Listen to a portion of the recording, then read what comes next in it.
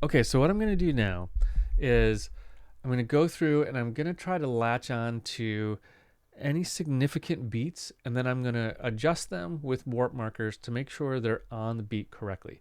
Every time I do that, Live is going to kind of renegotiate what it thinks different things are, and it'll get closer and closer every time. The key to this is to remember that the more warp markers you use, the more you are degrading the sound. Okay? Every time we put a warp marker, it's asking Live to like shift time around in this clip. And the more you have, the more likely you're going to get artifacts and weird sounds. Okay? So if you want things to sound realistic, you want as few warp markers as you need. So let's see if we can find the moment that is this beat 3. Okay? So here we go. I'm going to turn off the metronome and listen.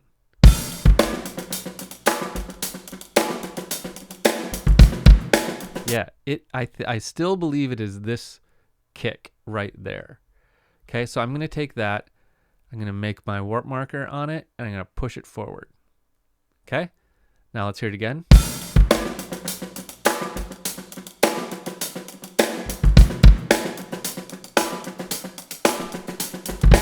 Okay, so what did you hear? You heard this sounded slower and this sounded faster because it's trying to smush all of that into that beat. So it might be that our first half is right and our second half is not. So let's find another point in the second half that we can do. Let's try to find what goes on beat 4. See if we can find that.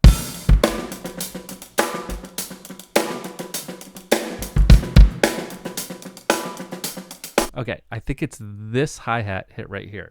Now, the way I'm figuring this out is I'm just counting it. I'm counting 1, 2, 3, 4, 1, 2, 3, 4, 1. And I see that this hi-hat is happening right here. If that's too hard, remember, you can slow it down. You can just use the session tempo, slow the whole thing down, like a lot. And it's going to sound kind of weird, but it might help you locate what's supposed to go where.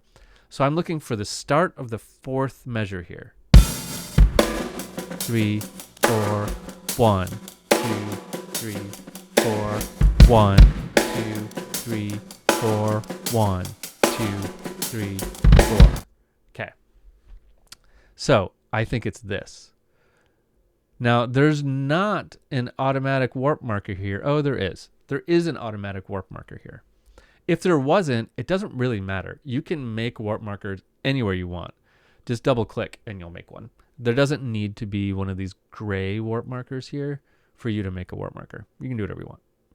Okay. So I'm going to pull that forward to where I think it goes, which is the start of beat 4. Okay. So now what I think we're going to hear, I'm going to speed back up my tempo a little bit. What I think we're going to hear is that it's going to sound good all the way to this beat 4. And then it's going to get really fast and strange at the end here. Let's find out.